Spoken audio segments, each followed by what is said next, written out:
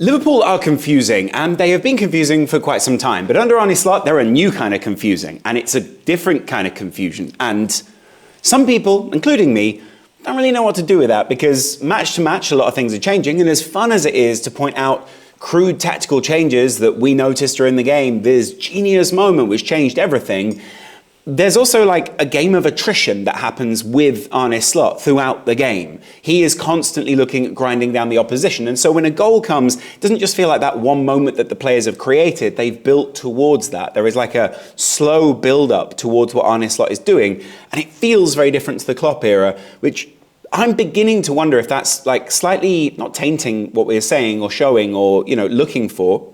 But are we really looking for what Arne Slot is actually trying to do? For instance, last night my comments were very confused. Some people said, Arne Slot said we dominated. I didn't feel like we dominated. I felt like we dominated obviously more than we dominated the Chelsea game, but at no point I didn't really feel like we were all that in control of what RB Leipzig were doing.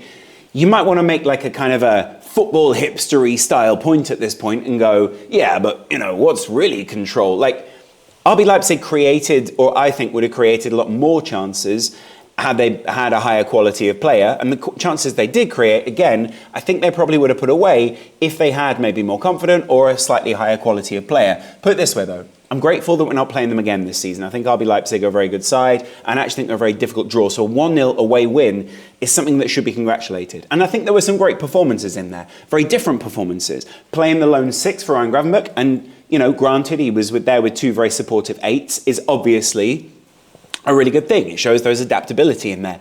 I don't think he's been all that far away from that, but I think he's often had another 6 in there, another deep-lying playmaker to share some of that load. Last night against Leipzig, Liverpool were a lot more progressed.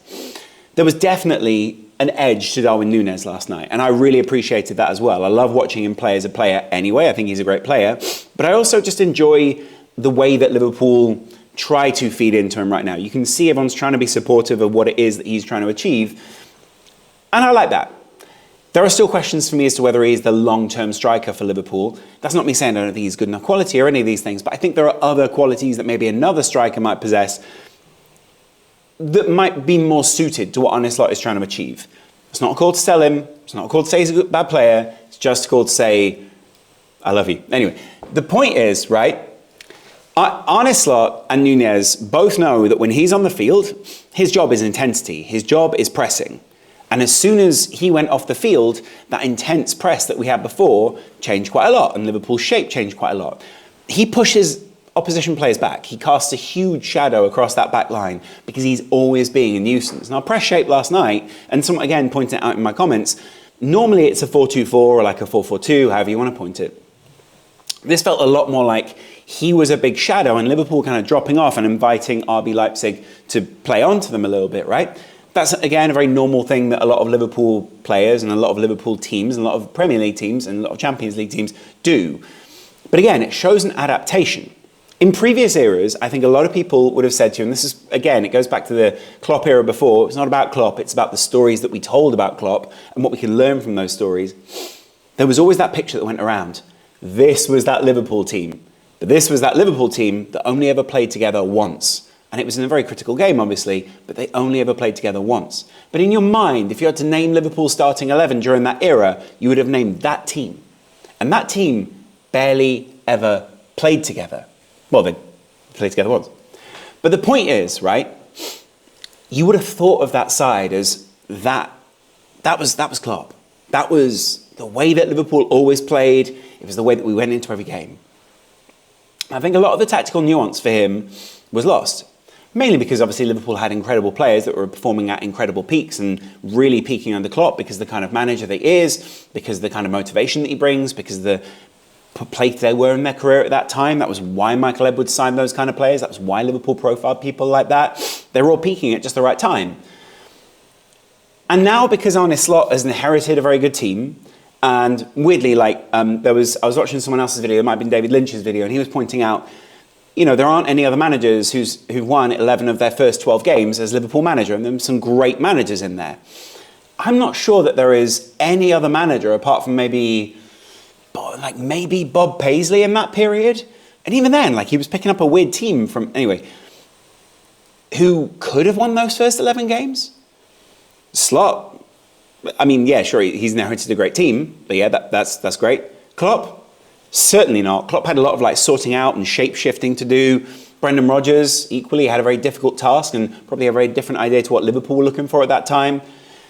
Kenny came in as a clean-up for a previous guy. Roy Hodgson seemingly wanted Paul Konchesky, so we understand why that guy wouldn't win football matches. And before that, obviously, you've got Rafa Benitez, and there are plenty of other... I mean, Gerard Houllier, maybe he's one of those. I don't know. You know, there's a lot of different profiles in there. You kind of go, right, well, you're clearly not going to do this. Possibly Kenny Dalglish back in his original era rather than the second era. But again, that's kind of beyond the point. It's a real achievement for him. I wouldn't call it history in the same way as David would. I'm not saying David's wrong, but I'm just saying I feel when you're watching history, it feels quite evident to you. When you feel like there is someone who's laying down like a very evident moment, you feel it. And I'm not quite sure that I feel that yet. I feel a building of momentum. I feel this like, this is a good team. But I'm not quite sure that there is that same level of anticipation. And that is where history comes in. Yeah, he's making history in the books and stats. It's not quite the same, I don't think. What I'm saying is, we are telling like very unusual stories about this Liverpool team right now because I'm not quite sure that we know. First of all, I'm not quite sure we have the perspective on how good Arne Slot and this Liverpool side are. I don't think we yet know. We will probably find that out this weekend. You'll see on my Arsenal preview what it is that Liverpool really are. Again, summarising a team by one game, probably a little reductive.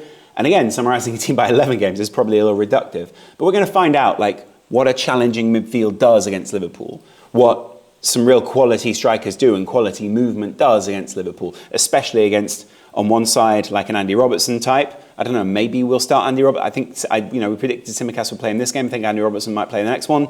Joe Gomez seems to be getting a good run out of right back every now and again. I wonder if there is a thought to play him at left back in some capacity. We'll see there. I think we're going to just see a couple of players tested. And believe me, I think at some point there'll be a game that Ryan Gravenberch doesn't have such a good game. There will be a game where it doesn't work in terms of shape in that midfield. And we're going to, at that point, the cause will be, oh, it was just a little run that he was having. He's not really all that good. He's a confidence player. All the cliches will come out about Ryan and those guys. My point is, at the moment, I'm seeing such a difference in opinions of Liverpool, such a change in how people want them to play. Some people were saying last night they thought Endo would have been a good player for this game. They thought Leipzig's low XG was reflective of the fact they didn't create that many chances.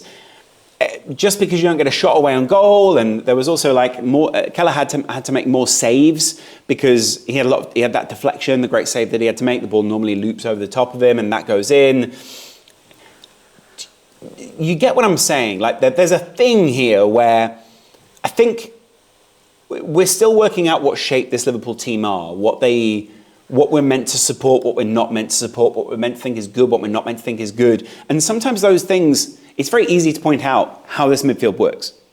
It's very difficult for anyone from the outside of the club who doesn't watch Liverpool regularly to point out how we feel about those players, what we feel about this team, the difference between what we felt in the Klopp era and the intensity that brought and what the Slot era brings. My point is, I think we felt really something under the Klopp era, and we're learning what it is that we're going to feel as a fan base when watching this Slot team and what we enjoy, what we don't enjoy.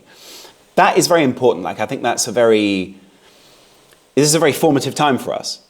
So I don't want to rush to any conclusions, but there are a lot of confusing factors in there, right? I thought Mo Salah was good last night.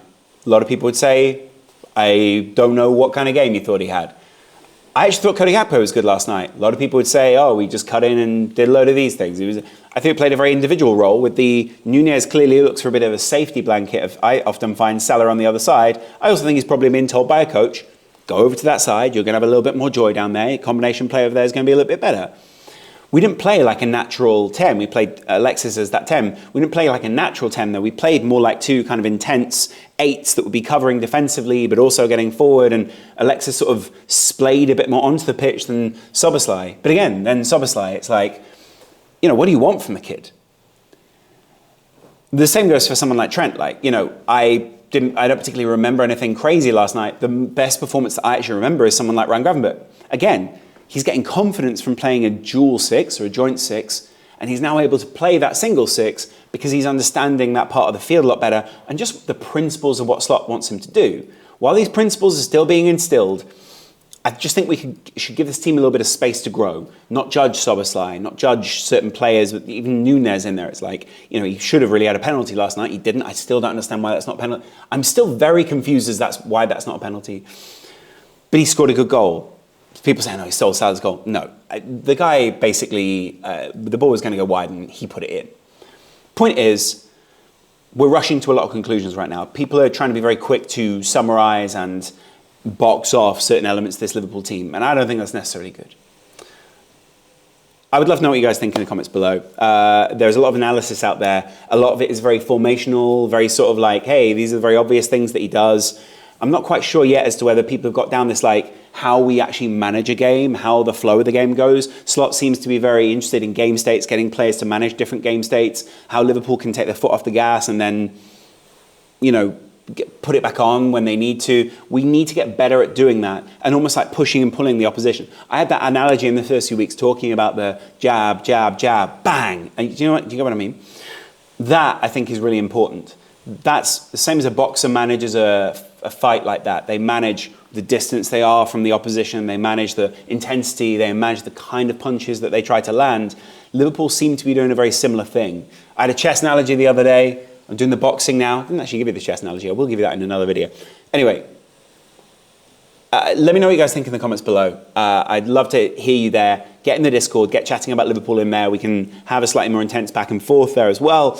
And I'll see you guys tomorrow for the Arsenal preview on this channel. Much love. Bye.